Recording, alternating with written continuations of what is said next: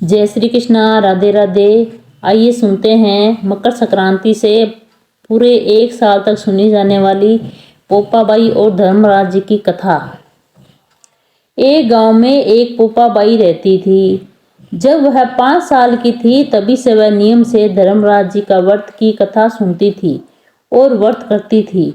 एक दिन उसने अपने भाई व भाभी से कहा कि मैं शादी नहीं करूंगी, अब मैं अपना समय भगवान की पूजा अर्चना में ही बिताना चाहती हूँ, इसलिए मेरी झोंपड़ी गांव के बाहर बनवा दो और गांव में सबको कह दो कि वह अपनी गाय व बछड़ों को मेरे यहाँ घास फूस चरने को भेज दे और जिसकी जो भी इच्छा हो मुझे खाना भिजवा दे।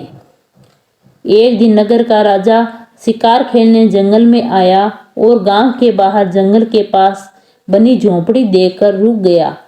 झोंपड़ी के पास जाकर उसने आवाज लगाई कि कौन है, लेकिन भीतर से कोई आवाज न आने पर वह लगातार दरवाजा खटखटाता रहा। तब पोपाबाई उठी और कहने लगी कि कौन हो आप जो बार बार दरवाजा बजा रहे हो, क्यों आवाज लगा रहे हो? राजा ने कहा, मैं यहाँ का राजा हूँ और तुम्हारे साथ विवाह करूँगा। पोपाबाई ने कहा कि जहाँ से आए हो वहीं चले जाओ, मैं किसी पराये आदमी का मुंह नहीं देखती। राजा ने पोपाबाई की एक नहीं सुनी और उसे जबरदस्ती उठाकर ले गया।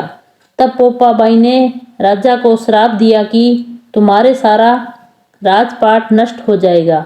महल में आने पर राजा की रानियों ने सारी बात सुनकर राजा से अनुरोध किया कि पोपाबाई को वहीं वापस छोड़ आओ। राजा जब पोपाबाई को वापस झोंपड़ी में छोड़ने जाने लगा तो रास्ते में पाप की नदी आई जिसमें राजा डूब गया। कुछ समय बाद पोपाबाई की भी मृत्यु हो गई और वह धर्मराज के यहाँ पहुंची और धर्मराज ने उसे स्वर्ग का राज दे दिया। एक बार एक सेठ व सेठानी की मृत्यु हो गई। वे मृत्यु लोक से स्वर्ग को आए तो उनके द्वार बंद देखकर वह धर्मराज जी से द्वार खोलने का आग्रह करने लगे। धर्मराज जी कहने लगे कि इस पर तो पोपाबाई का राज है, पर सेठ सेठानी कहते हैं कि हम पोपाबाई को नहीं जानते हैं। धर्मराज जी उन दोनों की बात सुनकर कहने लगे कि तुम दोनों 7 दिन तक मृत्यु लोक में रहो। 8 खोपरा से राई भरकर 5 कपड़े ऊपर रखकर कहानी सुनकर उद्यापन करना और कहना कि राज है पोपाबाई का, लेखा लेगी राई राई का। सारे बोलो पोपाबाई की जय। धर्मराज जी की कहानी। एक ब्राह्मणी मरकर धर्मराज जी भगवान के घर गई। वहां जाकर बोली, मुझे धर्मराज जी के मंदिर का रास्ता बता दो। स्वर्ग से एक दूत आया और बोला, ब्राह्मणी आपको क्या चाहिए? वो बोली, मुझे धर्मराज जी मंदिर का रास्ता बता दो। आगे आगे दूत और पीछे पीछे ब्राह्मणी मंदिर तक गई।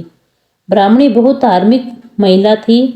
उसने बहुत दान पुण्य कर रखा था। उसे विश्वास था कि उसके लिए धर्मराज जी के मंदिर का रास्ता अवश्य खुल जाएगा। ब्राह्मणी ने वहां जाकर देखा तो वहां बड़ा सा मंदिर, सोने का सिंहासन, हीरे मोती से जड़ित छतरी थी। धर्मराज जी न्याय सभा में बैठे साक्षात इंद्र के समान शोभा पा रहे थे और न्याय नीति से अपना राज्य संभाल रहे थे। यमराज जी सबको कर्मानुसार दंड दे रहे थे। ब्राह्मणी ने जाकर प्रणाम किया और बोली, मुझे बैकुंठ जाना है। धर्मराज जी ने चित्रगुप्त से कहा, लेखा जोखा सुनाओ। चित्रगुप्त जी ने लेखा सुनाया। सुनकर धर्मराज जी ने कहा, तुमने सब धर्म किए पर धर्मराज जी की कहानी नहीं सुनी, बैकुंठ में कैसे जाओगी? ब्राह्मणी बोली, धर्मराज जी की कहानी के क्या नियम है? धर्मराज जी बोले, कोई 1 साल, कोई 6 महीने, कोई 7 दिन ही सुने, पर धर्मराज जी की कहानी अवश्य सुने, फिर उसका उद्यापन कर दें। उद्यापन में काठी, छतरी, चप्पल, बाल्टी, रस्सी, टोकरी, टॉर्च, साड़ी, ब्लाउज का बेस, लोटे में शक्कर भरकर 5 बर्तन, 6 मोती, 6 मूंगा, यमराज जी के लोहे की मूर्ति, धर्मराज जी की सोने की मूर्ति, चांदी का चांद, सोने का सूरज, चांदी का साथिया, ब्राह्मण को चांदी का साथिया ब्राह्मण को दान करें। प्रतिदिन चावल का साथिया बनाकर कहानी सुने। यह बात सुनकर ब्राह्मणी बोली, भगवान मुझे 7 दिन वापस पृथ्वीलोक पर जाने दो, मैं कहानी सुनकर वापस आ जाऊंगी। धर्मराज जी ने उसका लेखा जोखा देखकर 7 दिन के लिए पृथ्वी पर भेज दिया। ब्राह्मणी वापस जीवित हो गई।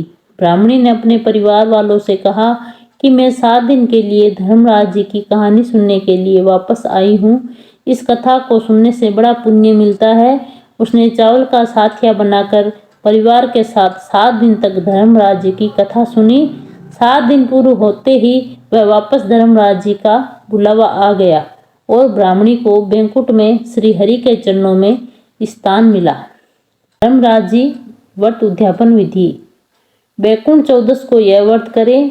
जोड़ा जोड़ी की पोशाक, 5 बर्तन, सैया दान, 1.25 किलो लड्डू, गेडिया, चप्पल, जोड़ी, छतरी, चांदी की सीढ़ी, चांदी का सथिया, धर्मराज जी की सोने की मूर्ति पूजा करके ब्राह्मण को दे देवे। धर्मराज जी की जय हो। धर्मराज जी का मंत्र। ओम क्रोम ह्रीम आम विवस्वताय धर्मराजाय भक्तानुग्रह करते नमः। जो भक्त श्रद्धा भक्ति से भक्ति पूर्वक इस मंत्र के 1.25 लाख जप कर लेता है, उसे मृत्यु के पश्चात मोक्ष की प्राप्ति होती है। उसे भगवान श्री हरि के चरणों में स्थान प्राप्त होता है। जन्म मृत्यु के बंधन से मुक्ति मिल जाती है। धर्मराज दशमी व्रत। धर्मराज दशमी के व्रत को ही यही कहानी सुनी जाती है। धर्मराज जी व्रत उद्यापन विधि। बैकुंठ चौदस को यह व्रत करें। जोड़ा जोड़ी की पोशाक, 5 बर्तन, सैया दान, 1.25 किलो लड्डू, गेडिया, चप्पल जोड़ी, छतरी, चांदी की सीढ़ी, चांदी का साथिया, धर्मराज जी की सोने की मूर्ति पूजा करके ब्राह्मण को दे देवें।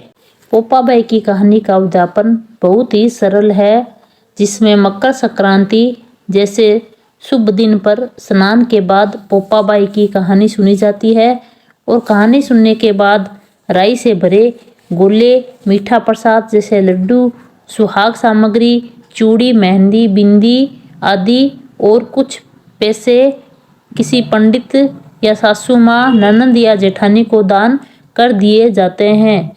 साथ ही जल छोड़कर कहा जाता है, राज है पोपाबाई का, लेखा लेगी राई राई का, कहकर उद्यापन विधि पूरी की जाती है। बोलो धर्मराज जी भगवान की जय हो। पोपाबाई की जय हो।